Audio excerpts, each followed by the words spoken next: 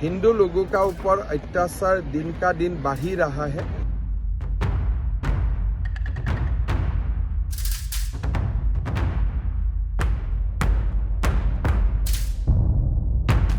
नमस्कार, खबर प्रधान देख रहे हैं आप और मैं हूं आपके साथ संगीता श्रीवास्तव। सभी दर्शकों का बहुत बहुत स्वागत है। देखिए, असम के मुख्यमंत्री हेमंता बिस्वा शर्मा ने इस साल मार्च अप्रैल में होने वाले विधानसभा चुनाव को लेकर बड़ा दावा किया है। उनका कहना है कि सत्ताधारी बीजेपी और उनकी सहयोगी पार्टियां ये सब मिलकर विधानसभा में होने वाली चुनाव में 126 सीटों में से 103 सीटों पर जीत हासिल करने वाली हैं। देखिए, अपने प्रदेश में काफ़ी लोकप्रिय हैं और महिलाओं और बच्चों में के साथ अक्सर जो उनके वीडियो हम देखते हैं, जो तस्वीरें देखते हैं, उसमें कहीं दुलार दिखता है तो कहीं हल्की सी फटकार भी हमें देखने को मिलती है। तो सीएम शर्मा अपने विरोधियों के लिए भी बड़े व्यंग्यात्मक लहजे में कुछ कहते हुए नजर आते हैं। जैसे गोगोई के लिए उन्होंने कहा कि गोगोई एलीट क्लास से हैं, राजा के परिवार से हैं। मैंने कभी सोचा भी नहीं था कि मैं इतना अहम हो जाऊंगा कि वो लगातार मेरे बारे में ही सोचेंगे। तो देखिए, बात भी कह दी, मीठे लहजे में कह दी और व्यंग भी कर दिया। तो उनका ख़ास अंदाज है अपनी बात कहने का, जो लोगों को पसंद भी बहुत आता है। बड़े ही नरम तेवर में तीखी बात भी कह देते हैं, लेकिन जिहादियों के लिए तेवर अपने तल्ख ही रखते हैं।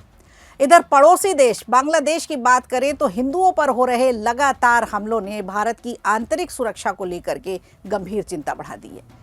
इन घटनाओं को लेकर असम के सीएम हेमंता शर्मा ने भी एक कड़ा और साफ संदेश दिया है। दरअसल हेमंता शर्मा ने कहा है कि बांग्लादेश में जो हालात हैं, खासकर वहाँ हिंदू समुदाय के साथ जो कुछ भी बर्बरता हो रही है, वो बेहद चिंताजनक है। हिंदुओं पर हमले दिन पर दिन बढ़ते जा रहे हैं, लगातार मौतें हो रही हैं और इसका असर असम में भी महसूस किया जा रहा है। हमें सतर्क रहना है, जागरूक रहने की ज़रूरत है। उन्होंने आगे ये कहा कि बांग्लादेश के हिंदू समुदाय को समर्थन देना भारत की नैतिक जिम्मेदारी भी बनती है और साथ ही उन्होंने पूर्वोत्तर राज्यों की सुरक्षा पर लगातार नजर बनाए रखना भी जरूरी बताया है। देखिए, बांग्लादेश में जो हो रहा है हमारे लिए चिंता की कारण बना हुआ है। हिंदू लोगों का ऊपर अत्याचार दिन का दिन बढ़ ही रहा है, तो स्थिति चिंतनीय है और उनका इफेक्ट असम में भी हो सकता है। तो हमें थोड़ा एक हिसाब से थोड़ा सा कोशिश रहना पड़ेगा, स्थिति को निरीक्षण में रखना पड़ेगा और एक बांग्लादेश का हिंदू समाज को हमें साहस भी देना पड़ेगा। तो देखिए, बिल्कुल लगा हुआ हिस्सा है, कुछ भी अंतर नहीं है।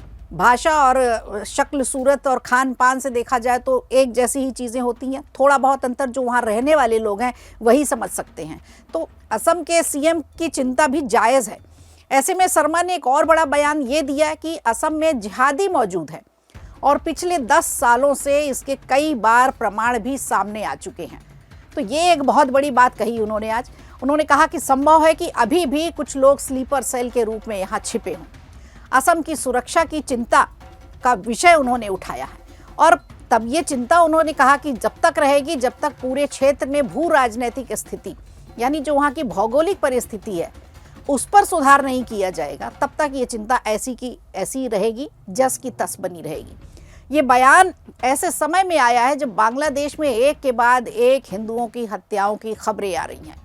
ताज़ा मामला बांग्लादेश के नरसिंहदी शहर से सामने आया है, जहां अज्ञात हमलावरों ने 40 वर्षीय हिंदू किराना दुकानदार की धारदार हथियार से हत्या कर दी। ये घटना सोमवार की बताई जा रही है और इससे कुछ ही घंटे पहले जेसोर जिले में एक और दिल दहला देने वाली वारदात हुई। यहाँ भी अज्ञात हमलावरों ने हिंदू व्यापारी और एक समाचार पत्र के कार्यवाहक संपादक मणि चक्रवर्ती को सिर पर गोली मार दी और उनकी मौत हो गई।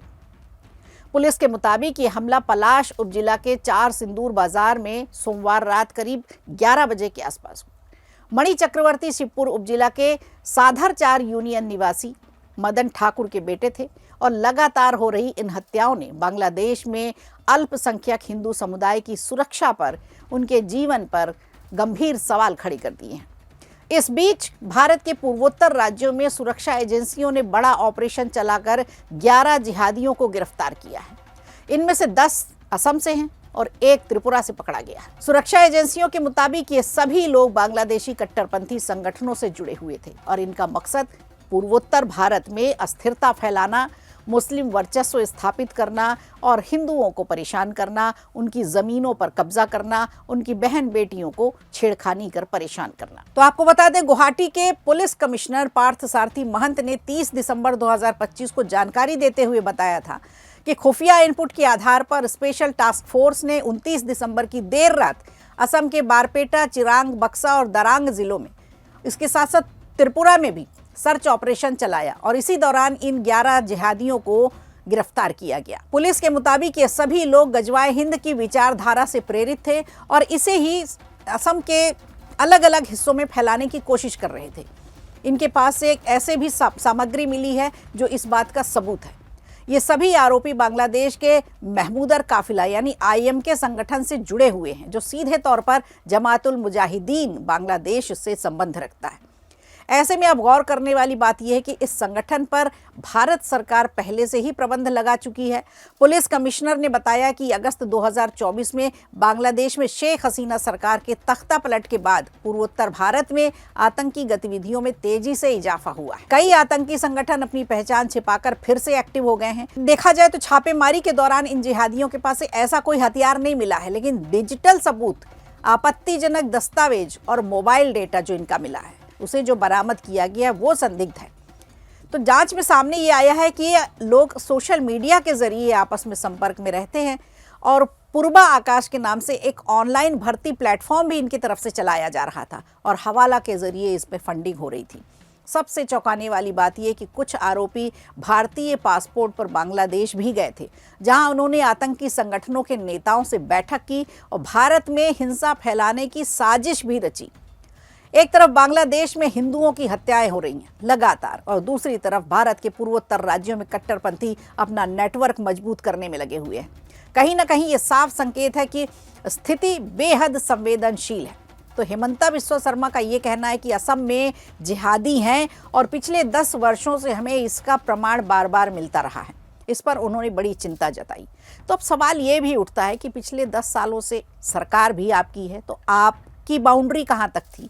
आपने उन सीमाओं को क्यों नहीं तोड़ा? आपने उन जिहादियों को क्यों पनपने दिया? सवाल सरकार से भी बनता है। अब सवाल ये भी है कि क्या बांग्लादेश सरकार अल्पसंख्यकों की सुरक्षा सुनिश्चित कर पाएगी और क्या भारत अपने सीमावर्ती राज्यों को इस खतरे से सुरक्षित रख पाएगा? तो किस तरह से मजबूती आएगी जो पिछले 10 सालों में नहीं हुई? अब ये जिहादी बढ़ चुके हैं।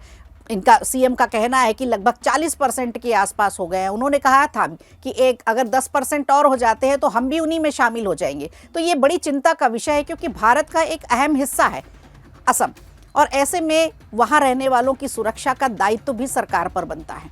तो अब आपको क्या लगता है, असम सरकार अब पिछले 10 सालों में जो नहीं सोच पाई है, जिहादी जिस तरह से पनपे हैं, क्या इस बार इस चुनाव में उनके लिए कोई एजेंडा रखा जाएगा?